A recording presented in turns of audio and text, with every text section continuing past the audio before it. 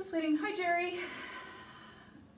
Okay, so I don't know about you guys, but when I'm trying to figure out what I want to make for dinner, I never have a clue. I don't really plan ahead.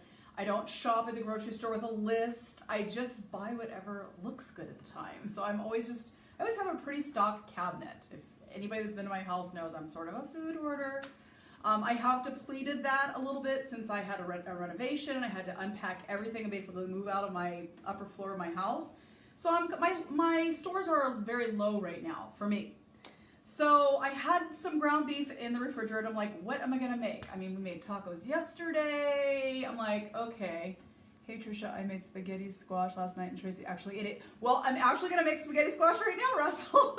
So, does anybody know what a Bolognese sauce is or a RAGU? Have you heard? Put a thumbs up if you've heard of Bolognese or a RAGU, and if you know the difference between a Bolognese or a RAGU sauce.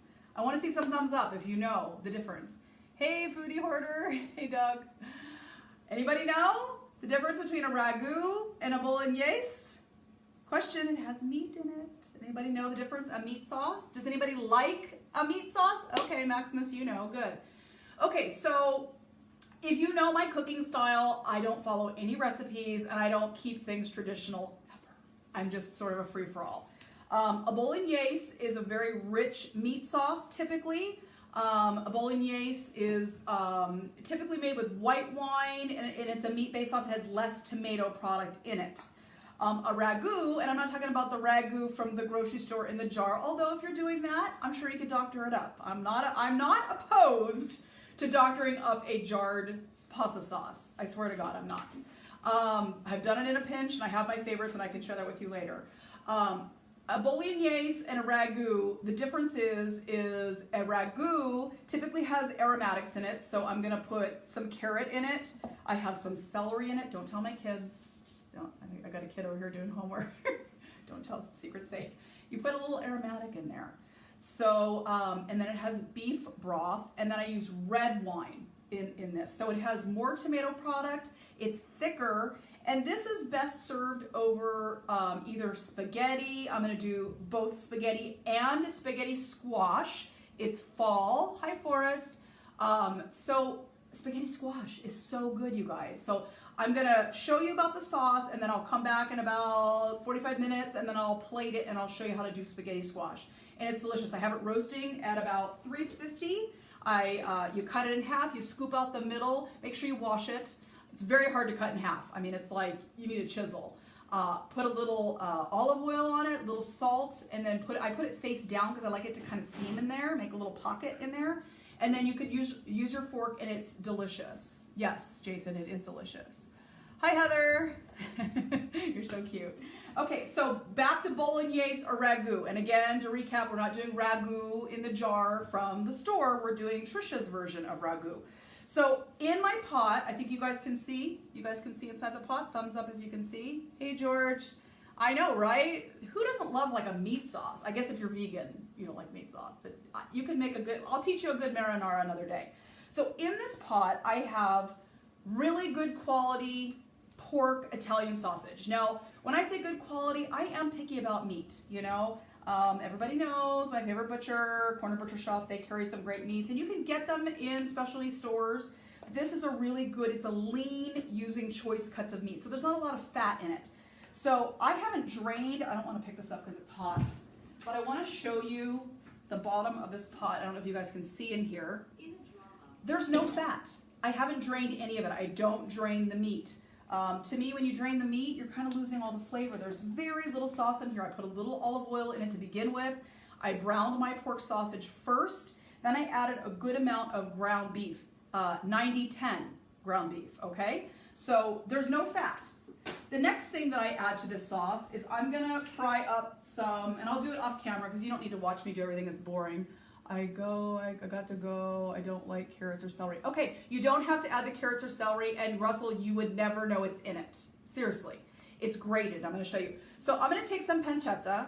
This is like the Italians' version of bacon. It's not cured, so it's a little fatter, but it's like in lardons. If you can see, like the back side of it, it's chunked. I'm gonna brown it separately in a little olive oil, and I'm gonna brown it up, and then I'm gonna put all that lovely fat and the brown pancetta into my sauce. So I've got an Italian sausage, a pork-based Italian sausage. I've got a 90-10 good quality ground beef, and then I'm gonna add some of that pancetta after I've got it all like caramelized and delicious, and I'm gonna add it in there.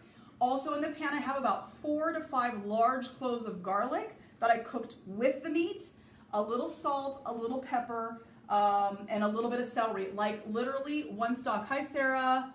Hi, Vinny. 1 stalk of celery, like a small stalk, and I cut it very thin, like pulverize it, because I don't want my kids to know that I'm putting vegetables in there, or people like Russell. It's like, I don't want to have it.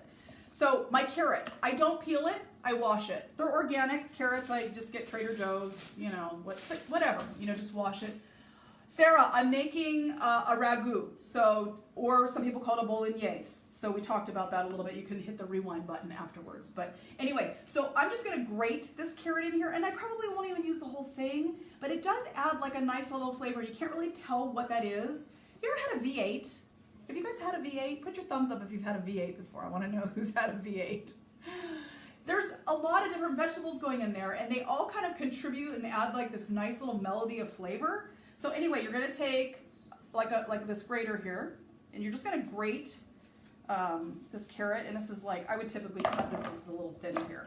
So you want like the fatter edge of the carrot, and you're just gonna grate it in here, and I don't wanna just, be grating carrots online for you guys, it's boring. But you get the idea. You're gonna mix it in and cook it, and you're not gonna be able to tell the difference. Is that Uncle Ben's rice? No rice. Carrots add sweetness. Yes, thank you, Forrest. They do. They add a sweetness. A lot of people add sugar to their pasta sauce. Don't do that. It doesn't need it. We are all chubby and sick from eating too much sugar. So you're right. Carrots add that really nice level of flavor. That's the timer for my spaghetti squash that is now roasting in my oven.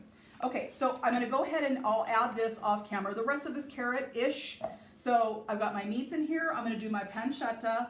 I've got fresh herbs, and I'm gonna kind of show you some things. So my favorite hack from Trader Joe's, I'm gonna bring it up here. These are the products I like to use. So I don't know if you guys are familiar, I'm dropping things, with San Marzano tomatoes. You guys, have you used these before? As long as you don't put peas in it, we're good. Yeah, no peas. Although carbonara has peas and it's delicious. San Marzano tomatoes, you can get them at Trader Joe's, you can get them at specialty markets. If you live in Redlands, Savarino's usually carry, whoever, you can get them. Hi, Emery. They're sweet. These are whole tomatoes. So what I do before I put them in is I use an immersion blender. Do you know what that is? Or any kind of blender. I blend them up. I like them pureed. I have kids that can't deal with texture. So for the sake of Facebook Live, my favorite hack from Trader Joe's is their marinara sauce. Now this is not an ordinary, I'm gonna get an unopened can because it would be my luck that I would dump it on myself on camera. This is literally, has no meat, no preservatives, no starches, no sugars. It's whole unpeeled tomatoes, and they're Roma tomatoes, which is like a San Marzano tomato. Extra heavy tomato puree, cold pressed extra virgin olive oil, onions, herb, garlic, salt. That's it. This is a great hack. For those of you that feel intimidated by pasta sauce, this is a great base. I don't know that I would eat this plain because I'm picky, but this at Trader Joe's is amazing. Seriously, a canned sauce, way better. Okay, so I'm gonna go ahead and add that in. I'm pretending that like that's my San Marzano because I haven't pulsed those yet, and if I put that in with my meat, I'll have kids say, that's chunky, I don't like that. I don't want to hear it. I also love this product. These are Italian plum tomatoes, and I love this brand. And they actually are in extra virgin olive oil already. Can you guys see that? So I like to pour that in as well. And it just adds like a really beautiful flavor. They're preserved, like, you know how sun-dried tomatoes, if you like the tomato flavor, if you just add some sun-dried tomatoes and cut them up, it adds like a very vibrant tomato flavor. I love that. So I'm gonna mix that in there. In the pot, I've got sausage, I've got 90-10 beef, I've got an onion, and I grate the onion. Grate it, so it's not chunky. That's just my preference. A stalk of celery, like a small stalk of celery, pulverized. Like, I don't want my kids to see it in there. I'm gonna grate a carrot. I'm gonna grate the rest of this carrot in there. And I'm gonna let this cook. It's a little bit of salt, a little bit of pepper. Then I'm gonna add my fresh herbs. Now herbs, this is my personal opinion on them. You may differ on that. I grow herbs in my garden. I've got basil here, I've got fresh parsley, I've got oregano. I like to layer dried and fresh spices. I don't know if you guys do that as well, but to me, I notice a difference. Again, I'm buying good quality. They're not the Dollar Tree spices that have been sitting there. Hi, Shauna, I love your Costa Rica stuff. I'm loving that. Thank you for doing all. My friend Shauna just moved to Costa Rica and she's showing all this great food that she's buying there, and it's so vibrant and fun. I love following you. Anyway, organic oregano, I buy a good basil. So, you know, I like to layer them. I also am going to grate garlic again in this dish at a different time at the end, because garlic that's sauteed, that's been cooking for a long time, tastes different than when you finish something with garlic. So we will talk about that later. I've got my tomato products in here. I'm gonna stir them up. And I don't know if you guys can see in here. Can you see inside the pot? This is also an enameled cast iron. I don't know if you have one of these. These are amazing. Please get one if you don't. If you can see inside, it's very thick and meaty, and it's gonna get even meatier and delicious. Now, I like to add tomato paste. I don't know if you guys use these at home, but these are a staple in my kitchen. There's the pesto basil, the garlic paste, and the tomato paste. These are awesome. You just squirt in what you need. You don't have to open a can. I've already got one open, as you can see. And you can kind of modify how much tomato paste. You know how you just need like a tablespoon in, like, beef stew is a perfect example where you put a little tomato paste in it. You don't need a whole can. So you just squirt it in like toothpaste. But don't squirt toothpaste in here. That would be terrible. So I want a good dollop of paste in here. I'm going to do like 2 big old squirts in there and let it thicken up. And then I'm going to add some red wine. Whatever red wine you have, you can do a Cab, you can do a Merlot, whatever you like. But I like red wine in this. Again, a Bolognese has more of a white wine. This is a red. So I'm gonna grab, I just have some Pinot here, and I don't know if I can get it open. My husband isn't here. Oh no. Uh-oh. I might have to get the wine opener. I can't get it open on camera. But anyway, I'm gonna pour this in here. And there's about a cup left in here, and I'm gonna use it. And I'm gonna let this simmer with some fresh herbs on top. I'm gonna break up some basil and I'm gonna put it in there, and I'm just gonna let it cook slow for about at least an hour and let the flavors melt. And don't forget, I'm adding that pancetta that I'm gonna cook off in here. So pancetta, sausage, 90-10 good ground beef, a little olive oil, salt and pepper, about 4 to 5 minced garlic cloves are in here, a stalk of celery, a small one. I'm gonna grate a carrot in there. What else? What am I missing? I think that's it. And then I'm gonna let it cook. Also going to add some beef broth. I think you want to add stock or broth. This richens the sauce a little bit. Just maybe 1/4 of a cup. Okay, so red wine and beef broth.